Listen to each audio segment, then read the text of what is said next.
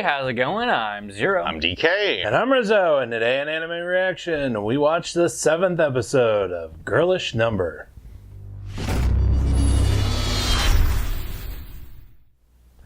If you want to check out our reaction to the 7th episode of Girlish Number, hit that link in the description below. And be sure to give us feedback in the comments section because we love hearing from you. And as always, if you like what you see, subscribe to Otaku Saga. And don't forget to like and share our videos. And thanks for watching. So, on this episode of Girlish Number, This is like the episode which encapsulated what I expected from this series. Because, oh my god. Everyone was just on point, and it was awesome listening to all that just toxic dialogue all the way through. It was great. Probably my favorite episode of the series so far. Also, very real. Yeah. I kind of hinted at it during the reaction, and I'll go ahead and talk about the story here. When I first moved to California, me and DK decided to split an apartment, and we were being helped out by DK's aunt and uncle, and there was a conversation that took place where they were trying to get us to get extra dining chairs for guests, which the thing in the Girlish Number which reminded me of it was Shibasaki's mother asking Shibasaki where her cups for guests were, her teacups for guests. Yeah. And then Shibasaki basically going, "Guests? What are those? I don't have any friends." It was basically the exact same. It's like, well, you should get extra chairs for guests. Guests? We don't have those. We don't have any friends. What are you talking about? And if we did, we'd just meet up somewhere. Right? The only other people who have come into our apartment, other than the three of us, are maintenance workers. Maintenance workers and Dayton. When he visited. That's it. And Dayton, we accommodated him comfortably enough. Yeah. Sure. Just a little side note, they did finally make us break down and get some folding chairs to have in case guests came over. I'm not even sure where those folding chairs went anymore. I would not be surprised. We didn't unfold them once when we lived there. Yeah, I wouldn't be surprised if they're still in the same storage closet. Probably. So, yeah. They were pretty useless to me. Tits on a nut, yes. Anyway, so that was a little funny moment for me because I'm like, I know exactly what that's like. Also, at the end of the episode, I know exactly what Chitose is going to go through when she wakes up. She was so looking forward to that trip. Yep. And then she turned off her alarm. Well, it was still playing Reveille, she just slept through it. But she threw it far enough away that it wasn't annoying enough to wake her up. Right. She's going to be pissed when she wakes up. And I know that feeling all too well. Yeah.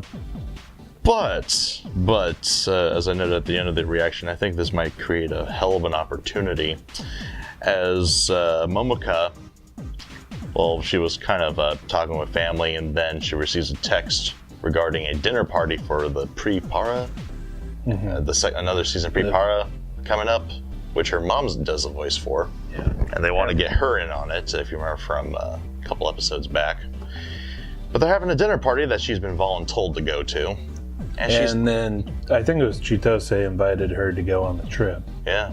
And was trying to hype it up. And at the end of the episode, when Shibasaki and her agent meet up at the train station to jump on the Shinkansen with Kuzu and Tawada, Momoka comes out to join them, which means that she's not going to be going on that trip.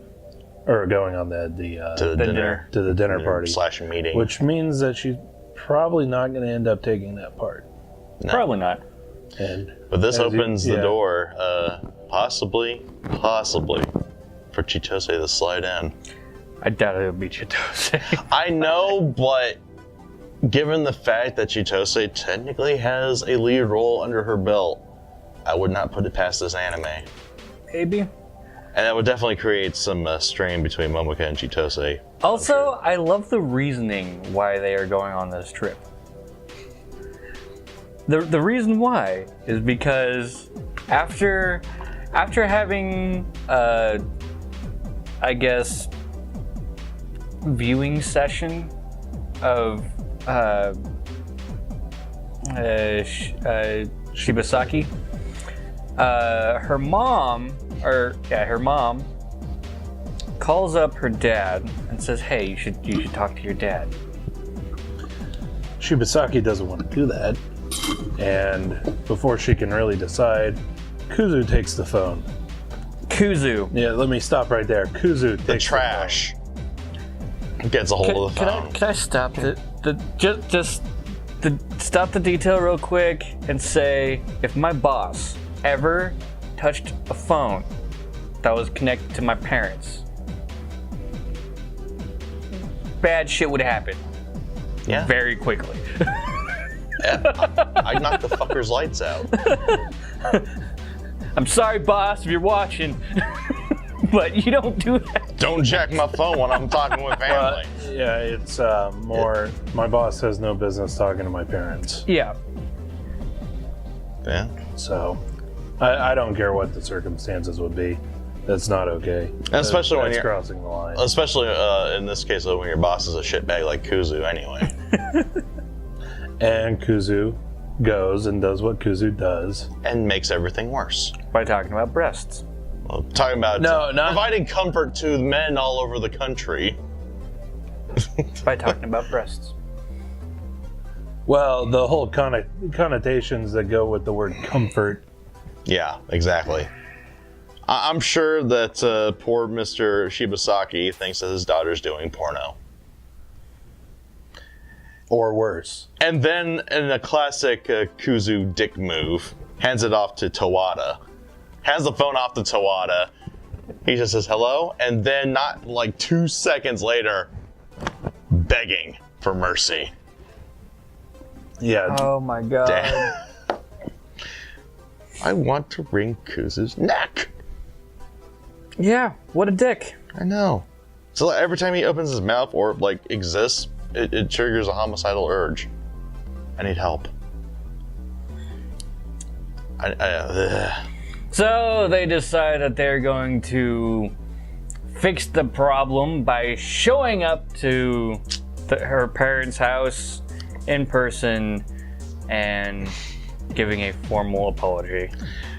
Which is a very thinly veiled excuse to skip out on office work and go on a trip up to a hot springs town. Hot Springs Town, eat a lot of nice beef. Yeah. All in the company's dime because it's a company trip. All in Like a seriously, I would fire Kuzu if I were his boss. I would fire him without severance pay and give him a bad rap to any production company in Japan.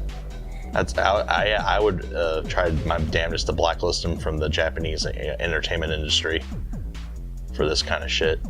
Yeah, he's a terrible person. All right, I'm not saying I hate the guy, but yeah, between him and King Joffrey from Game of Thrones, I think his would be the more satisfying death.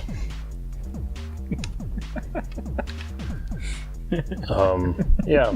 Anyway, I'd have to agree with that. okay. I guess it depends on what kind of person annoys you the most, I guess. Pretty much. So I did notice, and I mentioned in the episode, the return of the classic joke that was used in Origairu of making fun of the trendy greeting. In Origairu, it was, what was it? Yaharo! And, yeah. This one is like Ku something. Yeah, I can't remember. It sounded equally dumb. So I tend to have to agree with that, but it's just funny that joke made it into both series. So let us know what you thought of the anime, what you thought of our reaction in the comment section below. Yep, thumbs up if you like it. Thumbs down if you don't. But that's gonna do it for this episode of Anime Reaction. As always, I'm DK. I'm Zero. And I'm Rizzo. See you next time. And go ahead and click on my face to go to our Otaku Saga Talks, the good, the bad, and the otaku. Wah, wah, wah. Click on my face to go to Otaku Saga Gaming, our gaming channel. And click on the waifu to subscribe to Otaku Saga and check out our new and improved Patreon page.